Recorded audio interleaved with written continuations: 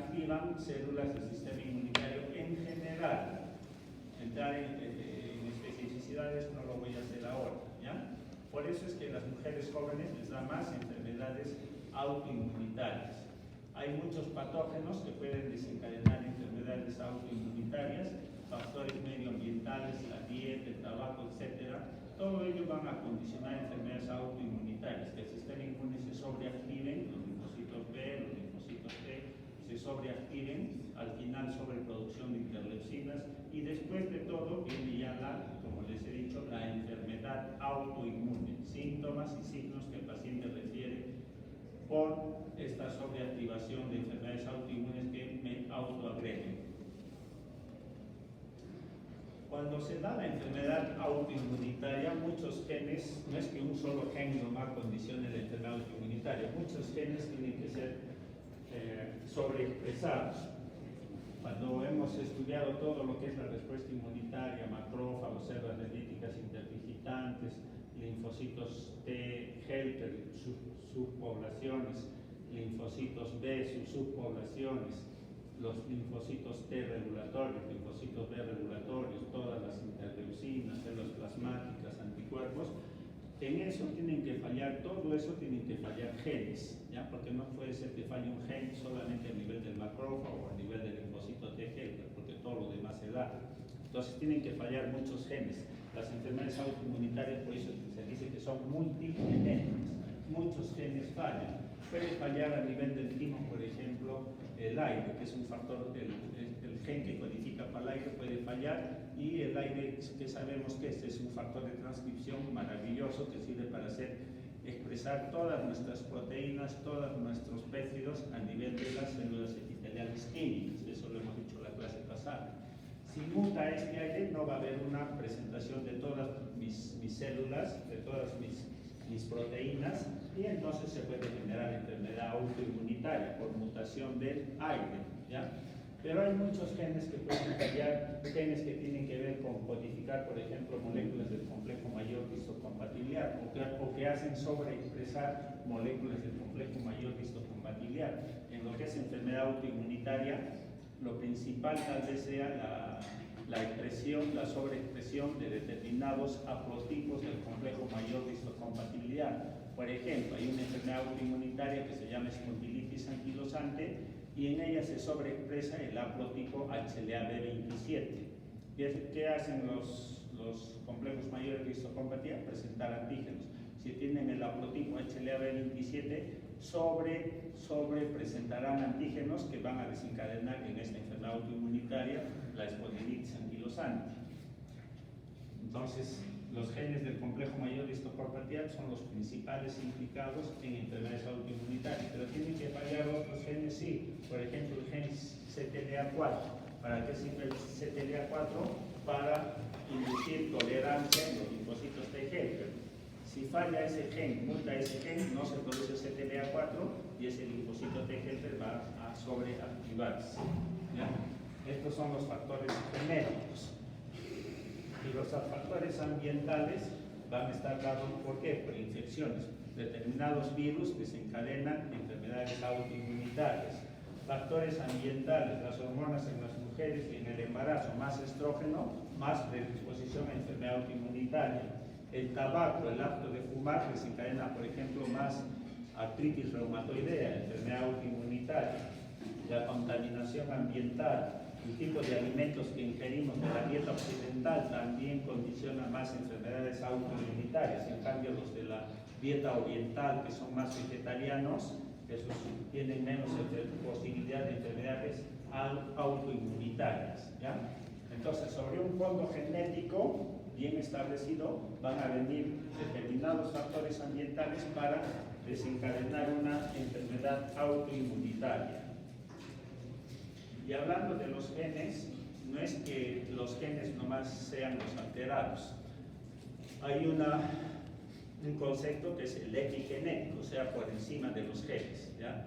Los factores ambientales que he mencionado, sociales, biológicos, alimenticios, emocionales, van a generar cambios a nivel epigenético. ¿Qué es la epigenética? No es otra cosa que metilar a nuestros a ácidos nucleicos, o acetilar histonas. A eso se refieren los cambios epigenéticos que vamos a ver después en qué consisten. Y esto va a determinar que se expresen o no se expresen genes. Si hace que no se expresen genes, eso se llama silenciamiento genético. Estos cambios epigenéticos se van a dar no solamente en un gen, sino en varios genes, en muchos genes. Genes que van a tener diversas funciones. Y entonces eso es lo que se va a llamar la plasticidad del genoma. La plasticidad que se da en el medio ambiente cuando uno quiere ser bueno o malo, la plasticidad que se da a nivel de las células del sistema inmunitario que les he dicho, que un linfocito T helper supresor se puede convertir en T efector, eso es la plasticidad, amoldarse al medio para poder cambiar para bien, comienza desde el genoma. Nuestros genes también pueden adaptar la plasticidad. ¿Qué gen se puede activar para producir una proteína, un fenotipo determinado, ser gordo? ¿O qué otro gen puedo expresar para que se produzca otra proteína que me puede condicionar un estado de delgadez, por ejemplo? ¿Sí? Entonces la plasticidad empieza en los genes. Después vendrán las células, después vendrá el medio ambiente y mucho de eso está dirigido por nuestro cerebro, ¿ya? Entonces uno se adapta al medio ambiente. Esa adaptación parte desde el genoma, ¿ya? Los cambios epigenéticos y los cambios de genes como tal son heredables, se heredan de generación en generación. Entonces lo que comemos, lo que pensamos, todo lo medioambiental, nuestras conductas van a determinar cambios epigenéticos. ¿Y en qué consisten estos cambios epigenéticos? Por ejemplo, la nutrición adecuada, el estado de control emocional. Cuando ustedes van a dar sus exámenes de inmunología y se van a sobreestresar y no hay control emocional de eso, eso le va a producir cambios epigenéticos dañinos, ¿sí? Entonces uno tiene que tener un adecuado control emocional, inteligencia emocional, saber controlar las emociones para poder adaptarse. Por ejemplo, al examen de inmunología, voy tranquilo, yo sé que sé, yo sé que no voy a plagiar y entonces tomo una actitud adecuada y me va a ir bien, ¿ya? No va a haber cambios epigenéticos nocivos. Con todo, estos cambios epigenéticos, toda la nutrición, el tabaco, el medio ambiente, el estado emocional de uno que hace producir proteínas, hormonas a partir de la adenohipófisis que tienen receptores a nivel de las células. Esos receptores celulares también van a tener transducción de señales, van a activar factores de transcripción y estos factores de transcripción son los que van a determinar estos cambios epigenéticos que vamos a ver en la siguiente diapositiva. Cambios epigenéticos que tienen que ver con metilación de genes, metilar genes, ¿ya? Metilar genes. Y lo que es metilación de genes, en general, el concepto de metilación de genes es que no se produzca la expresión de genes, ¿ya? Estos cambios epigenéticos de metilación de genes se dan a nivel de los promotores de genes. Y en esos promotores de genes van a hacer que no se expresen los genes. Cuando nosotros hemos hablado de inmunología, de células del inmunitario y hemos hablado de cómo se activa una célula inmunitaria, generalmente hemos dicho que hay un ligando que actúa sobre un receptor, después viene transducción de señales, después vienen factores de transcripción que van a actuar ¿dónde? En los promotores de un determinado gen. Esos promotores de genes, cuando son el factor de transcripción actúa sobre ese promotor de gen, le va a transcribir un mensaje. Ese mensaje que va a transcribir es que se exprese el gen, después se dé la transcripción genética, después la traducción genética y a nivel de ribosomas, después la síntesis de proteínas. Si esto sucede en una célula hepática, estas proteínas que se van a producir son para los cuales están hechos la célula hepática. Por ejemplo, para producir esta proteína fibrinógeno que interviene en coagulación, proteína C reactiva que interviene en ¿qué? En opsonización. Cada célula del organismo tiene una determinada función, produce determinadas proteínas. Los linfocitos T helper 1, ¿para qué están hechos? Para producir gamma interferón, interleucin 2. Todos sus ligandos receptores tienen que ver al final con la producción de interleucin 2 gamma interferón. Cada célula está hecha para eso, ¿ya? Pero hay un mecanismo de controlar esta expresión genética. Ese mecanismo se llama la epigenética, que está determinado por factores ambientales que pueden, si metila el gen, va a regular este proceso va a regular a los factores de transcripción para que no se dé transcripción genética, no se expresen genes, ¿sí? ¿Y cómo es esta epigenética, esta metilación? El proceso de metilación. Entonces, 4 bases nitrogenadas, una de ellas la citosina. Y la citosina puede ser, por los factores ambientales, hacen que se metile la citosina, que se le agregue un CH3, y entonces se forma la 5-metilcitosina, ¿ya? Es metilada. Entonces, el ADN que normalmente no es metilado, entonces cuando es metilado, se le agrega el CH3 a un determinado gen, entonces ese gen no se expresa. Eso se llama silenciamiento genético, ¿ya? Silenciamiento genético. Pero la epigenética y la metilación no solo es metilación del DNA, sino también va a ser acetilación, ¿ya? Acetilación de histonas. Eso también, la epigenética, los factores medioambientales también pueden condicionar acetilación de histonas. ¿Qué es una histona? Es una proteína que está siendo envolvida por los ácidos nucleicos, el DNA. Todo eso forma una histona. Esas histonas pueden ser acetiladas. Y cuando las histonas son acetiladas, entonces sí se puede ayudar a expresar ese gen. Se va a hacer que se exprese más ese gen y por lo tanto más producción de proteínas, ¿ya? Pero las histonas también pueden ser metiladas. Y lo que es metilación más bien hace que no se expresen genes, ¿ya? Entonces, el proceso de epigenética, de metilación y acetilación todavía está mucho en estudio. Cómo determinados factores ambientales pueden hacer metilar o pueden hacer acetilar, ¿sí? Pero el concepto básico es que más metilan, más baja expresión de genes, ¿sí? Es el concepto general. Y ahí es todo un mundo de estudio cómo el medio ambiente puede influenciar al final sobre nuestros genes y por lo tanto cambiar fenotipos. Yo quiero ser gordo, yo quiero ser flaco, yo quiero ser bueno, yo quiero ser malo, yo quiero ser científico, yo quiero ser un mal profesional, qué sé yo, ¿sí? El medio ambiente puede modificar nuestros genes para que uno decida qué cosa quiere ser. Y ahora entremos en enfermedades autoinmunitarias. Las enfermedades autoinmunitarias se pueden clasificar en no órgano específicas y órgano específicas, ¿ya? Si comprometen muchos órganos, se van a llamar sistémicas, muchos órganos. Y si es solo un órgano específico. Las sistémicas, la respuesta inmunitaria va dirigida contra muchos antígenos que están en muchos órganos. Se activan muchas clonas distintos de linfocitos. Se forman inmunocomplejos circulantes. Un anticuerpo unido a su antígeno que está circulando en la sangre, eso se llama inmunocomplejos circulantes. Los órganos específicos, la respuesta inmunitaria está dirigida contra antígenos de una célula, de un tejido o de un órgano. Se llaman órganos específicos. Los anticuerpos son contra células o contra receptores de células, son específicos. Y por lo tanto, solamente una clona de linfocitos órganos específicos, son los que se activan. Activación monoclonal de linfocitos.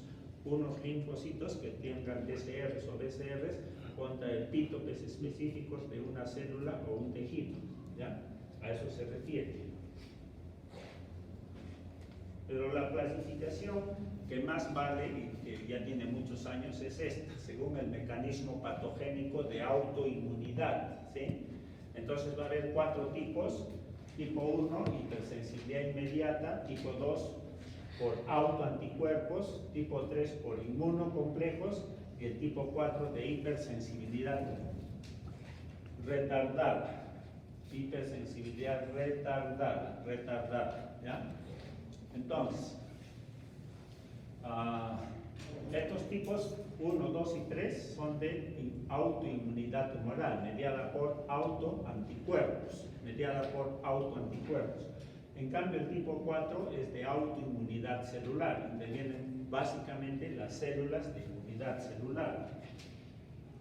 El tipo 1 de hipersensibilidad inmediata. Las enfermedades autoinmunitarias en general podría decirse que son de hipersensibilidad. ¿Por qué? Porque nuestros tejidos son sensibles a ser atacadas por nuestras células del sistema inmunitario. Eso es hipersensibilidad. Inmediata, que se sucede rápido, en minutos, ¿ya?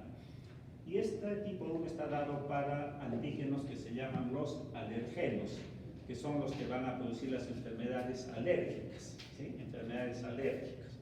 Por ejemplo, a nivel de la piel va a producir rash, se forman ahí manchas rojizas. A nivel del sistema respiratorio, el asma. A nivel sistémico, el shock anafiláctico. El shock anafiláctico es una situación muy grave, ¿no? En todas estas interviene este mecanismo patogénico de autoinmunidad. El alergeno, por ejemplo, cuando uno tiene alergia a la penicilina, el alergeno es una proteína. La penicilina es una proteína producida por hongos, es captada por célula presentadora de antígenos, es presentada a los linfocitos T helper, se diferencian básicamente en T helper 2, quienes activan a los linfocitos B, quienes se diferencian en células plasmáticas. Ambos van a producir ¿qué cosa? La inmunoglobulina E. Inmunoglobulina E que va a tener receptores a nivel de basófilos, que están en la sangre, células más que están en los tejidos. De ahí se depositan las moléculas de inmunoglobulina E en una primera exposición al alergeno. Pero en una segunda exposición al alergeno, por ejemplo a la penicilina, esta ya de frente es reconocida por esta inmunoglobulina E que es específica para el alergeno, ¿ya? Entonces, cuando por segunda vez nos exponemos al alergeno, ya esto va a activar a estas células, basófilos, células más. Estos se activan y liberan una serie de mediadores proinflamatorios que van a producir daño en nuestros tejidos. Dentro de los mediadores que liberan, uno es la histamina, ¿sí? Por eso se utiliza antihistamínicos en las alergias, pero hay muchos otros mediadores, ¿ya? Estas células más basófilos lo que más producen es interleucin 4 y 13. Los linfocitos T helper, acá que se han diferenciado T helper 2, producen más interleucin 4-13 y la 33 también. ¿Recuerdan cuando hablé las inmunoglobulinas inductoras de enfermedades alérgicas? La 4, productoras de inmunoglobulina E, la 4, la 13 y la 33, ¿sí? Acá están.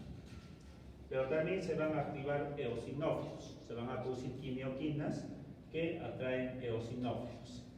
Y los eosinófilos liberan sus proteínas proinflamatorias que también van a participar en el proceso patológico del asma, de las alergias, del shock anafiláctico. Entonces, este es hipersensibilidad inmediata. Cuando por segunda vez nos exponemos al alergeno, en cuestión de minutos nos vienen las alergias, el desencadenamiento de asma o de un shock anafiláctico en minutos, ¿sí? Y el tipo 2 es mediada por autoanticuerpos contra antígenos tisulares. Autoanticuerpos contra antígenos tisulares, ¿ya? ¿Hasta qué hora tengo que hacer? Hasta las 2, creo. A las 2 les dije, ¿no? Sí. Ya. El tipo 2 es autoanticuerpos contra antígenos de tejidos. Entonces, acá algo pasa en nuestros tejidos, por ejemplo, en el glomérulo del riñón, y las membranas de esas células del glomérulo se vuelven antigénicas, cambian su secuencia de aminoácidos, el sistema inmune los detecta como extraños, se forman autoanticuerpos contra esas células, ¿sí? Contra esas células.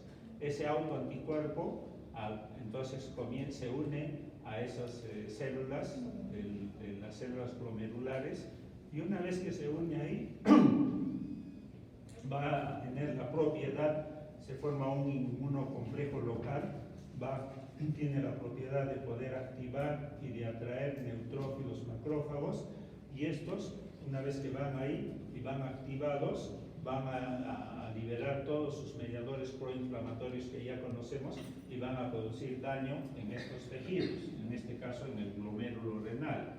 Pero igual puede acontecer en la membrana basal de las células alveolares del pulmón, ¿ya? Daño en la membrana basal de los alvéolos pulmonares. Entonces, ese daño a nivel del riñón y del pulmón puede dar síntomas. En el pulmón dará tos, la disnea, se botará sangre, hemoftisis. En el riñón va a haber, se eliminan glóbulos blancos, glóbulos rojos, eso se llama hematuria, piuria. Y entonces, esa es una enfermedad autoinmunitaria contra el pulmón, contra el riñón. Esa enfermedad se llama enfermedad de Goodpasture. El mecanismo patogénico es este, ¿sí? Y hay otro tipo 2 mediada por autoanticuerpos contra células. Por ejemplo, en el glóbulo rojo, en su membrana algo pasa, se vuelve antigénica, cambian las secuencias de aminoácidos, el sistema inmune lo detecta como extraño, le genera autoanticuerpos contra el glóbulo rojo. Ese autoanticuerpo contra el glóbulo rojo va a hacer que, una vez que se libere al glóbulo rojo, pueda activar al complemento. Y cuando se activa la vía clásica del complemento, al final lo que conocemos es que se juntan los componentes del C5 al C9, eso se llama complejo de ataque de membrana, van a atacar a la membrana de los glóbulos rojos y por ahí ingresan líquidos, ingresan solutos, al final explota y muere el glóbulo rojo. La muerte del glóbulo rojo, ¿qué va a determinar? Anemia, palidez, anemia, ¿sí? Entonces, esta enfermedad, ¿qué se va a llamar? Anemia hemolítica, autoinmunitaria, intravascular. Se está dando en los vasos sanguíneos, ¿ya? Así se llama esta enfermedad. En esta enfermedad se detectan a estos autoanticuerpos dirigidos contra glóbulos rojos. Eso es el diagnóstico de esta enfermedad autoinmunitaria, ¿ya? Así como se da para el glóbulo rojo, igualito se puede dar para las plaquetas, ¿sí? Anticuerpos contra las plaquetas que destruyen las plaquetas. Y si se destruyen las plaquetas no hay coagulación, por lo tanto hay sangrados en la piel sobre todo. Ese sangrado en la piel forma lo que se llaman las púrpuras, ¿ya? Esa enfermedad se llama púrpura trombocitopénica, no se forman trombos, autoinmunitaria, ¿sí?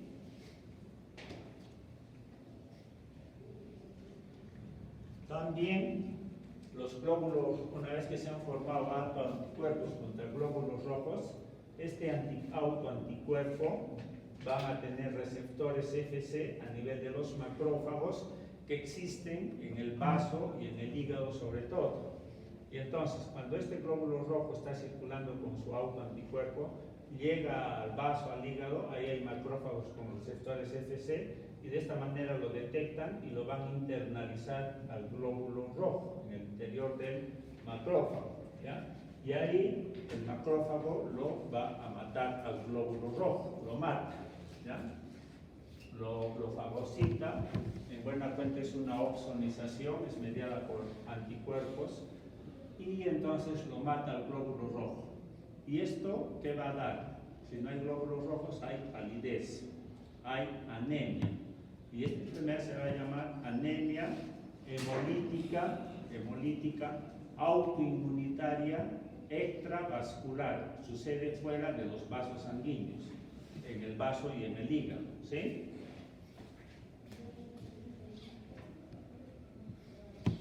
Siguiendo con el tipo 2, también se pueden formar autoanticuerpos contra receptores de células, Sucede que en la glándula tiroidea, en el tiroides, nuestras células tiroideas tienen receptores para la hormona, el TSH, hormona tiroestimulante. Estos receptores también, por algún motivo, cambian su secuencia de aminoácidos, se vuelven antigénicas, el sistema inmune los detecta y forma autoanticuerpos contra el TSH. Normalmente este receptor va a activar a las células tiroideas para que formen el T3 y el T4, que norman todo el funcionamiento de nuestras células, ¿sí? Y cuando se da esta enfermedad autoinmunitaria, autoanticuerpo contra el receptor TSH, entonces van a sobreactivar a las células tiroideas para que sobreproduzcan las hormonas tiroideas T3, T4, y por lo tanto van a hacer funcionar a mis células. Si me hacen funcionar más mi sistema nervioso, yo me vuelvo hiperactivo, un loro. ¿Bien? Todo pienso rápido, ¿sí? Y si me activan el sistema digestivo, entonces voy a tener una digestión acelerada, ¿sí? Una digestión acelerada. Y así por el estilo. Todo funciona más rápido. El corazón, taquicardia. Esa es la enfermedad de hipertiroidismo llamada enfermedad de Graves-Basedow. Enfermedad de Graves-Basedow. Igual puede acontecer en la placa neuromuscular, en la cual las terminaciones nerviosas liberan acetilcolina que se unen a sus receptores que están en las células musculares y que hacen contraer nuestros músculos, ¿sí? La acetilcolina es la que hace contraer nuestros músculos. Algo pasa en el receptor de estas células musculares, cambian su secuencia de aminoácidos, se vuelven antigénicas, el sistema inmunitario le forman autoanticuerpos contra estos receptores. Pero ¿cuál es la resultante? En lugar de activar, inhiben la activación de las células musculares. Por lo tanto, no hay contracción y va a haber ¿qué cosa? Debilidad. Esa persona no puede mover sus músculos, hay debilidad, ¿ya? Esa enfermedad se llama miastenia gravis, miastenia gravis. Es una enfermedad autoinmunitaria también. Y el tipo 3 es la enfermedad por inmunocomplejos. Les dije que un inmunocomplejo es un anticuerpo unido a su antígeno. Ese es inmunocomplejo, que normalmente es depurado, es eliminado, porque estos inmunocomplejos tienen receptores FC a nivel de neutrófilos macrófagos. Estos lo captan y eliminan a ese inmunocomplejo, ¿sí? Eso es lo usual, eso es lo normal. Pero ¿qué pasa si estos inmunocomplejos están en exceso? ¿Por qué? Porque se están formando en excesos, no hay la tolerancia inmunitaria, o porque no tienen receptores adecuadamente expresados en neutrófilos macrófagos y entonces los inmunocomplejos están circulando en exceso. Y entonces van a condicionar la enfermedad por inmunocomplejos, que consiste en que el inmunocomplejo se van a depositar en células endoteliales. Las células endoteliales también van a tener receptores FC de cualquier órgano de la economía. Ahí se depositan. Y una vez que se deposita el inmunocomplejo en una determinada célula de un vaso sanguíneo, va a desencadenar la activación de células del sistema inmunitario. Van a hacer que activen al complemento, por ejemplo. Ya sabemos que quien activa el complemento son en su parte constante del complemento, en el dominio 2 se activa el complemento, ¿sí? Pero para que lo active tiene que estar unido a su antígeno, o sea, en forma de inmunocomplejos que se puede activar al complemento. Después se van a llamar a neutrófilos, a monocitos, macrófagos, eosinófilos, etcétera, etcétera, alta producción de interleucinas, y todo eso produce daño del vaso sanguíneo, ¿ya? Y entonces eso se llama vasculitis. Me puede dar una vasculitis autoinmunitaria en el sistema nervioso central, si se han depositado en vasos del sistema nervioso central, en el ojo, en el pulmón, en el riñón, en las articulaciones, en los músculos, etc.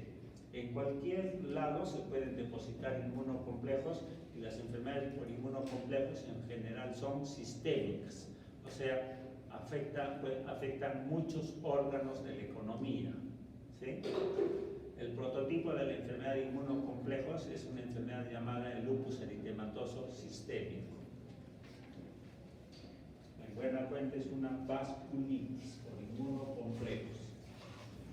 Esas tres que hemos visto que están mediadas por autoanticuerpos. Anticuerpos son de inmunidad humoral, autoinmunidad humoral. Y este tipo 4 es predominio de autoinmunidad celular, ¿sí? Que consiste en lo siguiente: cuando estudiamos inmunidad celular, les hablé de un tipo de respuesta que se llama de hipersensibilidad retardada, y ahí hablé del Mycobacterium tuberculoso que da la tuberculosis. Y allí dije que el Mycobacterium tuberculoso fundamentalmente entra a los macrófagos, y el macrófago lo procesa y va a presentarlo a los linfocitos T helper. Fundamentalmente al final son los T helper 1, y estos producían fundamentalmente gamma interferón, y este gamma interferón actuaba sobre esos mismos macrófagos o sobre otros macrófagos para hacerlos diferenciar después en células epitelioides, y estas células epitelioides estaban sujetas al calcitriol, a esta hormona del calcitriol, y los hacía diferenciar en células gigantes de Langerhans. El agrupamiento de células gigantes de Langerhans constituía un granuloma tuberculoso. Este granuloma tuberculoso, como es un microorganismo, genera pus, granulomas con pus, con calcio en su interior.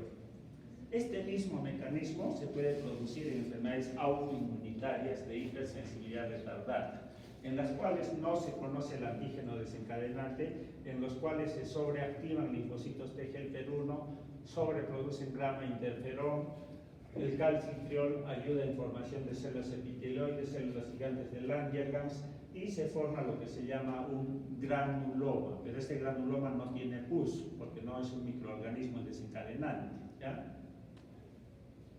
Entonces hay muchas enfermedades autoinmunitarias granulomatosas, ¿ya?, que se pueden producir en distintos tejidos, ¿sí? Esas enfermedades granulomatosas, una de ellas, por ejemplo, es la granulomatosis de Wegener, ¿ya? Es una enfermedad autoinmunitaria que afecta a las vías respiratorias altas, que afecta el pulmón, que afecta el riñón, y le da una enfermedad autoinmunitaria. Las enfermedades autoinmunitarias, si bien uno tiene predilección a autoinmunidad humoral o autoinmunidad celular, en general las enfermedades autoinmunitarias se dan los dos tipos de enfermedades al mismo tiempo, ¿ya? En general, o sea, siempre se sobreactiva una más que otra, y la otra siempre un poco, ¿ya? No hay exclusividad.